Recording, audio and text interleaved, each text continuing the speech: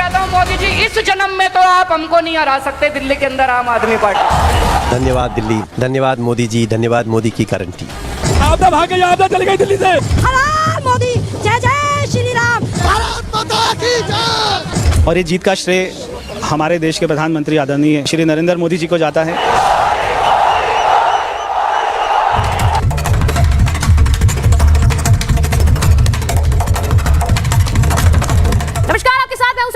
आप देख रहे हैं अपना फेवरेट शो महाभारत, और महाभारत में आज बात होगी दिल्ली में प्रचंड जीत की। जी हां, हार गई है आप, और बीजेपी के लिए यह प्रचंड जीत है। 27 साल बाद दिल्ली में बीजेपी की सरकार बनने जा रही है, दिल्ली में बीजेपी का मुख्यमंत्री बनने जा रहा है। और यह बड़ी खबर आपको बता रही हूं, दिल्ली में बीजेपी का मुख्यमंत्री बनने जा रहा है। यह बड़ी खबर आपको बता रही हूं, दिल्ली में बीजेपी की सरकार। इसका मतलब क्या है? आम आदमी पार्टी का पूरी तरह से सफाया हो गया है, पूरी तरह से सफाया।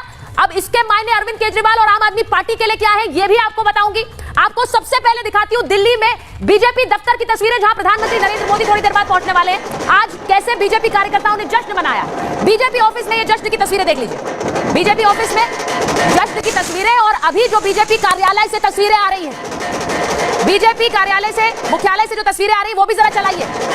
यहां पर बीजेपी के बड़े नेता, ये तस्वीरें देखिए, बीजेपी मुख्यालय में बीजेपी के नेता पहुंचना शुरू हो गए हैं। यहां पर थोड़ी देर बाद प्रधानमंत्री नरेंद्र मोदी आएंगे, और उनसे पहले बीजेपी के बड़े नेता यहां पहुंचना शुरू हो गए। आपको बता दूं कि दिल्ली में ये प्रचंड जीत है। हरियाणा और महाराष्ट्र के बाद दिल्ली की ये जीत आई है, और ये क्यों मायने रखती है? क्योंकि दिल्ली में अरविंद केजरीवाल ने खुला चैलेंज दे दिया था नरेंद्र मोदी को कि वो सत्ता में नहीं आ सकते हैं। खुला चैलेंज दे दिया था कि इस जन्म में आम आदमी पार्टी को दिल्ली से हटा नहीं सकता है कोई। आपको सबसे पहले सुनवा देती हूं कैसे दिल्ली के लिए आम आदमी पार्टी ने एक तरह से यह ऐलान कर दिया था कि दिल्ली में आपके अलावा कोई नहीं हो सकता। जरा सुनिए पहले। मैं नरेंद्र मोदी जी को कहना चाहता हूं, मोदी जी, इस जन्म में तो आप हमको नहीं हरा सकते दिल्ली के अंदर आम आदमी पार्टी को। आपको दूसरा जन्म लेना पड़ेगा, इस जन्म में तो नहीं हरा सकते आप आम आदमी पार्टी को दिल्ली में। अगर आप रोकने की कोशिश करोगे और फिर सोचोगे मैं दिल्ली जीत लूं, इस जन्म में तो नहीं जीत पाओगे मोदी जी।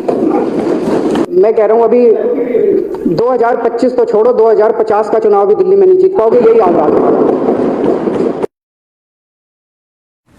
आपने सुना कि कैसे आम आदमी पार्टी के संयोजक दिल्ली के मुख्यमंत्री रहे अरविंद केजरीवाल कह रहे थे इस जन्म में तो नहीं हरा सकते हो मोदी जी। क्या इसे नरेंद्र मोदी ने एक चैलेंज की तरह लिया? क्योंकि दिल्ली में जो हार हुई है वो बड़ी हुई है। मैं आपको पहले दिखा देती हूं कि दिल्ली में कौन से दिग्गज हारे हैं और कैसे हारे हैं। क्योंकि दिल्ली में आज सबसे बड़ी हार अरविंद केजरीवाल की थी। अरविंद केजरीवाल नई दिल्ली सीट से हार गए, प्रवेश वर्मा जीत गए, और तब से ही प्रवेश वर्मा की दावेदारी मुख्यमंत्री पद के लिए बढ़ गई है। वहीं दूसरी बड़ी हार मनीष सिसोदिया की, जो जंगपुरा से हार गए, तरविंदर सिंह मारवा वहां से जीत गए हैं। जंगपुरा की यह जीत बीजेपी के लिए मायने रखती है, क्योंकि दिल्ली में नंबर 2 मनीष सिसोदिया को उन्होंने हरा दिया है। वहीं तीसरी बड़ी हार आम आदमी पार्टी के लिए ग्रेटर कैलाश से आई, जहां पर शिखा राय जीती हैं, और हारने वाले हैं दिल्ली के मंत्री सौरभ भारद्वाज, जो समय समय पर आकर प्रेस कॉन्फ्रेंस करते रहे, आम आदमी पार्टी का चेहरा बने रहे, लेकिन दिल्ली वासियों ने उन्हें हरा दिया। एक और बड़ी जो जीत है वो आतिशी की है। यह जीत इसलिए बड़ी है क्योंकि इकलौती ऐसी बड़ी चेहरे है जिन्होंने आम आदमी पार्टी में के लिए जीत हासिल की है, क्योंकि बड़े बड़े सारे चेहरे हार गए, आतिशी सिंह जीत गई अपनी सीट। इसी के साथ साथ एक और बड़ी जीत कपिल मिश्रा की। कपिल मिश्रा अपनी करावल नगर की सीट जो है वो तकरीबन 40,000 वोटों से जीते हैं। तो ये जो वोट का मार्जिन है ये कपिल मिश्रा की जीत को बड़ा बनाता है। जहां वोटर 1 लाख है, वहां पर 40,000 से ज्यादा वोटों के अंतर से कपिल मिश्रा जीते, वोटों के अंतर से। और वहीं एक और बड़ी सीट दिल्ली के मुस्तफाबाद, जहां मोहन सिंह बिष्ट ने जीती है आदिल अहमद खान को हराकर। ये इंपॉर्टेंट इसलिए है क्योंकि मोहन सिंह बिष्ट को करावल नगर से हटाकर मुस्तफाबाद भेजा गया। यहां कहा गया मुस्लिम बहुल सीट है, लेकिन यहां की सीट एक बड़े अंतर से मोहन सिंह बिष्ट ने जीत ली है। तो ये बड़ी जीत जो कि आपको बता रही हूं दिल्ली में हुई है बीजेपी के लिए। अब सबसे बड़ी बात यह है कि दिल्ली में बीजेपी के लिए और इसी के साथ साथ वोटर के लिए क्यों बीजेपी पसंद बनी, मैं आपको यह बताऊं। दिल्ली में अगर बीजेपी जीती है तो उसके पीछे का कारण क्या है? मोदी की गारंटी चली है दिल्ली में। अरविंद केजरीवाल ने कहा यहां पर आपकी गारंटी है, लेकिन वोटर ने उसे नहीं माना है। दिल्ली में मोदी की गारंटी क्या हिट हुई है? मोदी की गारंटी पर जनता को भरोसा हुआ, केजरीवाल की गारंटी को जनता ने नकार दिया। आम आदमी पार्टी ने पूरे प्रचार में पूछा था सीएम का चेहरा कौन है, और दिल्ली में बिना सीएम फेस के बीजेपी जीती है। यह अपने आप में बड़ी बात क्यों है? क्योंकि जनता ने मोदी के फैसलों पर भरोसा किया। जनता में यह भरोसा था कि नरेंद्र मोदी जिस भी चेहरे को दिल्ली में मुख्यमंत्री बना देंगे वो चेहरा वो स्वीकार कर लेंगे, और इसीलिए एक तरफ अरविंद केजरीवाल थे, दूसरी तरफ कोई चेहरा नहीं था। लेकिन तब भी दिल्ली की यह जंग बीजेपी ने जीत ली है। क्या यह मोदी की ही गारंटी है? एक रिपोर्ट देखिए, उसके बाद महाभारत।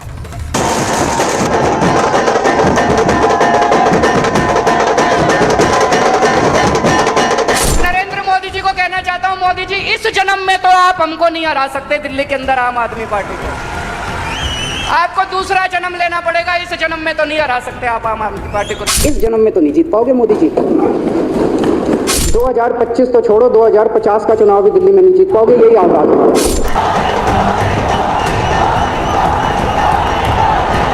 ये मोदी की गारंटी है। दिल्ली में 27 साल बाद बीजेपी की वापसी हो गई। मोदी की गारंटी पर दिल्ली की जनता ने मोहर लगा दी। दिल्ली में बीजेपी की जीत के संकेत प्रधानमंत्री मोदी ने पहले ही अपनी रैलियों में दे दिए थे। पूरी दिल्ली आज कह रही है 5 फरवरी आएगी, आपदा जाएगी, भाजपा आएगी। दिल्ली शराब घोटाले में फंसे अरविंद केजरीवाल ने जब इस्तीफा दिया था तो उन्होंने कहा था कि जनता का वोट ही उनकी बेगुनाही साबित करेगा। जनता उन्हें चुनती है, तभी वो दोबारा सीएम की कुर्सी पर बैठेंगे।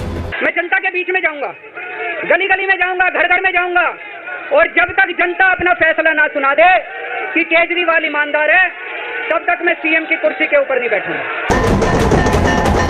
जनता ने अपना फैसला दे दिया। अरविंद केजरीवाल और उनकी पूरी ही पार्टी को सत्ता से बाहर का रास्ता दिखा दिया। रिजल्ट फाइनल हो गया सर, कितना 600 वोट से। सर क्या कारण देखते हैं इसका?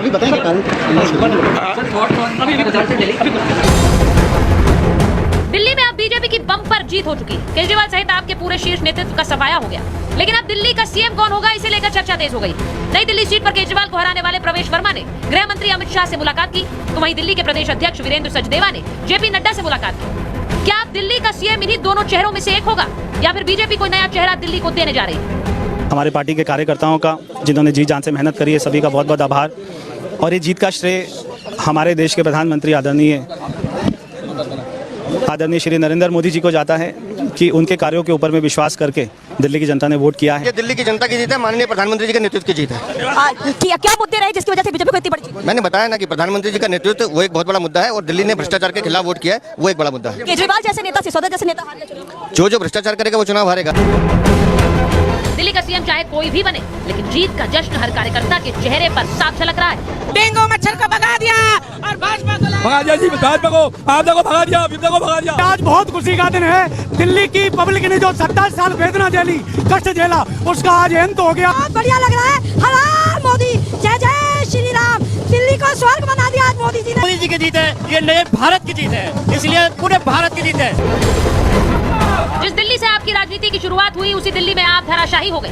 आपके ज्यादातर नेताओं पर भ्रष्टाचार के केस चल रहे हैं। ऐसे में सवाल ये कि क्या ये हार चुनावी हार है, या आपकी चुनावी पारी का भी दी एंड होने वाला है? Bureau report, Republic Bharat. मैं आपको बता दूं कि अभी थोड़ी देर बाद प्रधानमंत्री नरेंद्र मोदी बीजेपी मुख्यालय पहुंचने वाले हैं और वहां से वो संबोधित करेंगे। आप इसे इस तरह से समझिए कि हरियाणा, महाराष्ट्र और अब दिल्ली की बड़ी जीत, ये नरेंद्र मोदी के नाम की जीत इसलिए भी कही जा रही है क्योंकि कोई सीएम फेस नहीं था। अब आज हम इस पर भी चर्चा करेंगे कि सीएम दिल्ली का कौन होगा, और इस पर भी करेंगे कि अब आपका क्या होगा, आम आदमी पार्टी और अरविंद केजरीवाल का क्या होगा। मेरे साथ बीजेपी की प्रवक्ता शाजिया इल्मी जी जुड़ रही हैं, हमारे साथ वरिष्ठ पत्रकार हर्षवर्धन त्रिपाठी जी हैं, स्टूडियो में हमारे साथ संजीव उनियाल जी हैं, ममता काले जी हैं, हमारे साथ प्रोफेसर धर्मेंद्र यादव हैं, समाजवादी पार्टी के प्रवक्ता हैं, हमारे साथ जुड़ रहे हैं संजीव कौशिक जी, आम आदमी पार्टी के प्रवक्ता हैं, वरुण पुरोहित जी कांग्रेस के नेता हैं। बहुत बहुत स्वागत आप सभी का।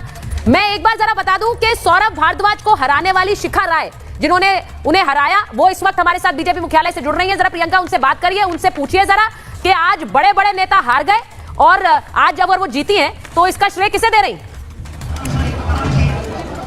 बिल्कुल बिल्कुल सुचारिता, देखिए सवाल बड़ा ये है कि आज बड़े बड़े नेता हार गए आम आदमी पार्टी के, सबको पटकनी दी गई है। और शिखा राय जी, आपका नाम तो सुर्खियों में है क्योंकि आपने आम आदमी पार्टी के 3 बार के विधायक और दिल्ली विधानसभा में मंत्री रहे, उनको पटकनी दी है। कितना ये चैलेंजिंग था आपके लिए ग्रेटर कैलाश सीट से सौरभ भारद्वाज को हराना? देखिए, ये शुरू में ही ऐसा कहा जाने लगा कि वो हैवी वेट है, वो मंत्री हैं, वो ये सब बातें तब हैवी वेट या मंत्री होने का होता है जब उन्होंने मंत्री होने के नाते विधानसभा क्षेत्र में कुछ ऐसा कराया हो, कोई काम करे हो, बेसिक एमिनिटीज तक।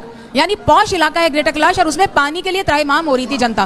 पानी आता नहीं आता है तो गंदा मिक्स होकर के आता ही। मैं ग्रेटर कैलाश जैसे पॉश इलाके की बात कर रही हूँ। तो जब आपने इलाके के लिए काम किया ही नहीं है और जनता मन बना चुकी है कि अब बदलाव लाना है क्योंकि उनको काम चाहिए, तो इसलिए मैं पूरी तरह दिल्ली बदलाव चाह रही है। शिखा राय कह रही है, मैं आपको बीजेपी मुख्यालय की तस्वीरें भी दिखा रही हूं जहां प्रधानमंत्री, प्लीज प्रधान वो तस्वीरें दिखाती रहिए, प्रधानमंत्री नरेंद्र मोदी किसी भी सभा में आप पहुंचेंगे, हम उसकी भी लाइव तस्वीरें दिखाएंगे। लेकिन आज की जो बड़ी खबर है, मैं शाजिया जी जरा आप सुन रही हैं, पीएम पहुंचने वाले हैं बीजेपी मुख्यालय। ये तस्वीरें भी हम लगातार स्क्रीन पर प्लीज रखिए क्योंकि प्रधानमंत्री किसी भी समय आएंगे। लेकिन शाजिया जी, अभी थोड़ी देर पहले मैंने अरविंद केजरीवाल की एक बयान सुनाया और एक नहीं ऐसे कई है जिसमें वो कह रहे थे अगला जन्म लेना होगा दिल्ली में आपको हराने के लिए। 50 साल तक आप नहीं हटने वाली है दिल्ली से, 12 साल में हटी है। ये हुआ कैसे है शाजिया? देखिए, ये है जो अहंकार की इंतहा जो पार कर ली थी केजरीवाल जी ने, जो उन्होंने अन्ना हजारे आंदोलन से निकली हुई पार्टी आम आदमी पार्टी को सबसे ज्यादा भ्रष्टाचार में फंसी और संलिप्त पार्टी बना दिया, जिन्होंने एंटी करप्शन आंदोलन का एक तरह से उसकी हत्या की और उस पूरे उससे जिससे जुड़ी हुई जितनी भी गुडविल थी, जितना भी लोगों का समर्थन था और साथ था और उसकी दुआएं थी और नई एक राजनीति की एक धमक थी, उस सबको ख़त्म कर दिया। और सबसे बड़ा मायूसी का ये वक्त है कि लोग कभी यकीन नहीं करेंगे किसी एक नए आंदोलन को और कुछ नए लोगों को जो केजरीवाल ने कर दिखाया। और अब आप देखिए, आलम यह है कि पूरा फुल सर्किल हो गई उनकी राजनीति। दिल्ली की गंदगी, दिल्ली के कूड़े को हटाया गया है।